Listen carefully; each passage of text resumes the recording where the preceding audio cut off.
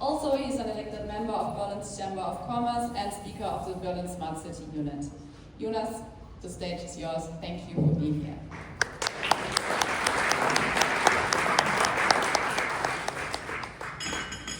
I want to today take you on a little journey with me.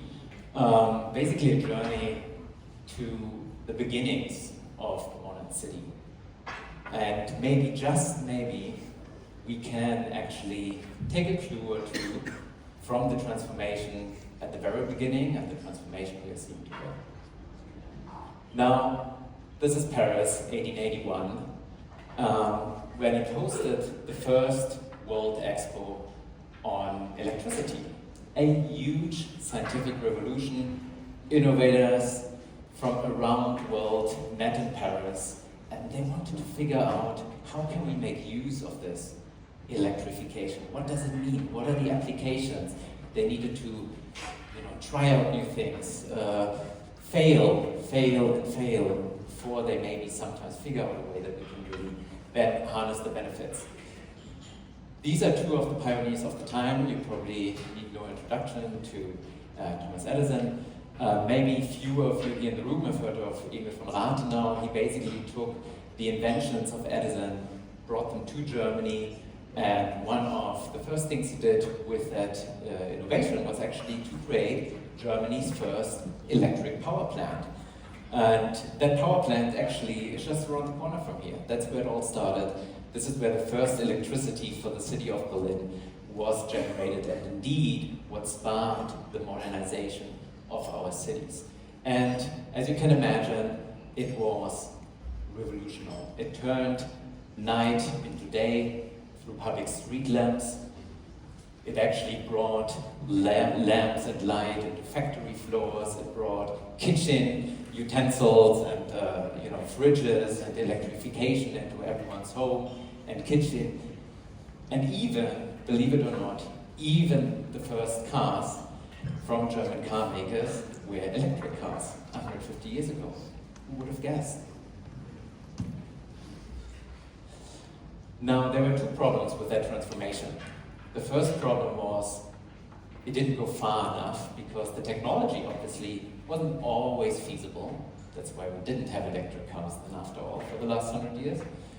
But also the economics didn't always quite stack up yet. It wasn't viable. Second problem was that the electricity we were producing was great. We were switching parts of the city to electricity, but not everything, and it was still burning coal and gas and oil, and it was basically fueled by fossil fuels. That's why we're in that mess today. Now, if we look at the example of my hometown, Berlin as well, and you look back to where Berlin was around 35 years ago, 1990, Kyoto Protocol times, the city was emitting around 30 million tons of CO2 emissions every year. Now, where do we stand today, 35 years on? At 15 million. Halfway done, not too bad. And we obviously want to actually get to, close to zero in the next 20 years. That's the official goal of the city. Now, most of you are familiar with the Paris climate talks, and if, it's already getting tough with this 1.5 degree scenario, but if we want to try to still heat to that, what does it actually mean, broken down the global goal to a city like Berlin? How much carbon budget do we actually have left? It's nice that our goal is to be there in 20 years, carbon neutral, but if we actually break it down, you realize mostly we have around 10 years of carbon budget left as a city in the 1.5 degree scenario. So let's try to do it faster. Let's try to make it quicker. The good news is we actually know how to get there. So if we take the second half, the second 50% of the CO2 emissions we still want to reduce, around a quarter of that still comes from cleaning the rest of the grid. We just heard about it. Another quarter or so is the EVs. Bring it to everyone. We are on that way. It will take probably 10 years, but it's a realistic scenario. But then it gets a little bit tricky. We've had a lot of discussions in Germany the last couple of years on how do we actually decarbonize our buildings. There's hundreds of thousands, if not millions of those. And that's where basically you have your heat pump and you have your district heating. These are things that take time, so we really need to get faster there. And lastly, there's clean industry, green hydrogen basically. That's how we can get there. Now, there are some numbers when you ask what does this transformation cost us, especially if you want to actually speed it up, you want to get it done in 10 years from now. This is from a study by Local Zero and German Zero, an NGO that basically calculated for Berlin the transformation budget is around 100 to 150 billion. That sounds a lot, but the public sector doesn't need to cover all of this. Around a quarter of this probably has to be for this new transformation, for the green transformation, equaling over a 10-year period of around 10% of Berlin's current household or city budget. The rest needs to come from private sectors. But what we cannot forget is it's not just about the cost, it's also what do we gain from that transformation. And mostly we gain 20,000 plus green new jobs and tax from that. We avoid to the tune of 70 billion euro climate costs that we would otherwise have to bear. We'll probably enable another 1,000 or more new companies in the climate tech space, of which Berlin today already has 500. So that's just happened over the last couple of years here. And it's an opportunity for the city to stay Europe's leading hub when it comes to innovation. But it's not that easy. Cities are slow, everything is cumbersome, and they're all failing at the moment. Why do they fail? Well, there's a lot of stakeholders to get aligned, to get on board with this. We don't always have the necessary planning capacities. We're not as digital, we are not as fast as we need to be. And sometimes we also just don't have the money. If you see the money it takes for a single city like Berlin, 100 billion, these are big numbers. Now, it's not just Berlin though that's trying to find a way to make it happen. There's also 100 more front-runner cities across Europe who had a very lofty goal of getting to that transformation by 2030, so in 5 years from now. Well, sources tell me it's maybe going to be 2 or 3 or 4 of those 100 pioneer cities that might make it to 2030. But maybe there will be a dozen or 2 that will make it by 2035. Maybe Berlin will be among them, maybe not. But the rest will follow in the coming years. Yet, all of them are working to get it done quicker. And that's the most important thing.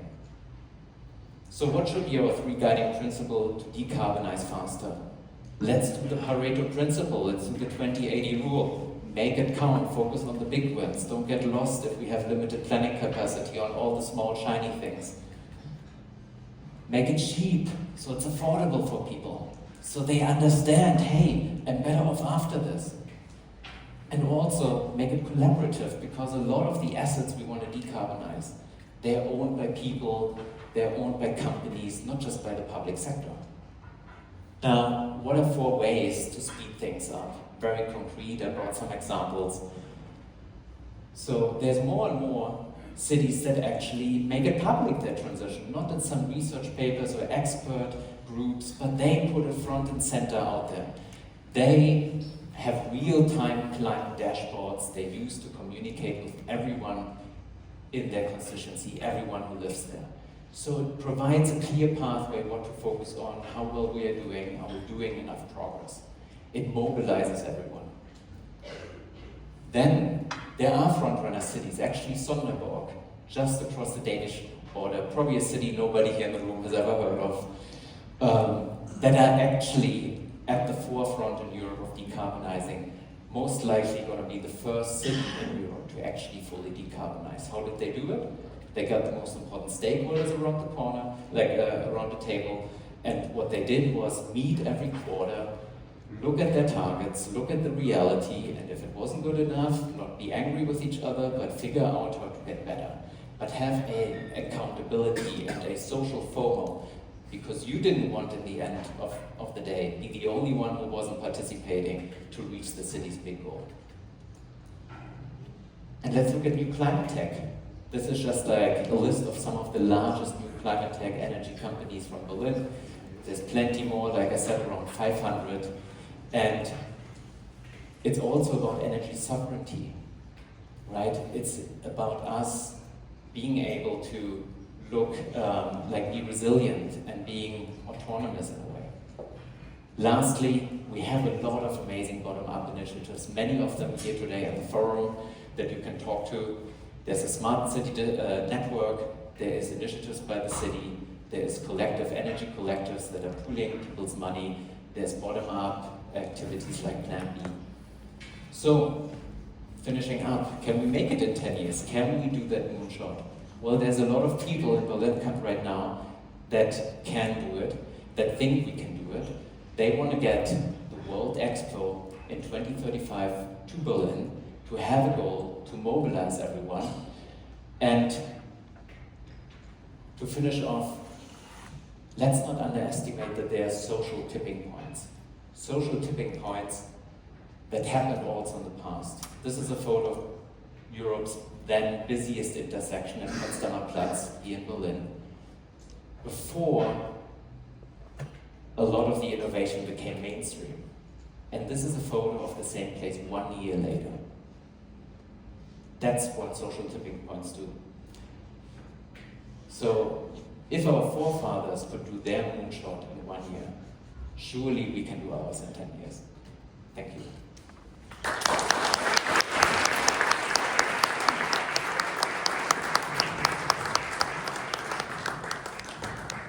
Thank you, Jonas. Those were inspiring thoughts. I think that's going to give us a lot to talk about and to think about.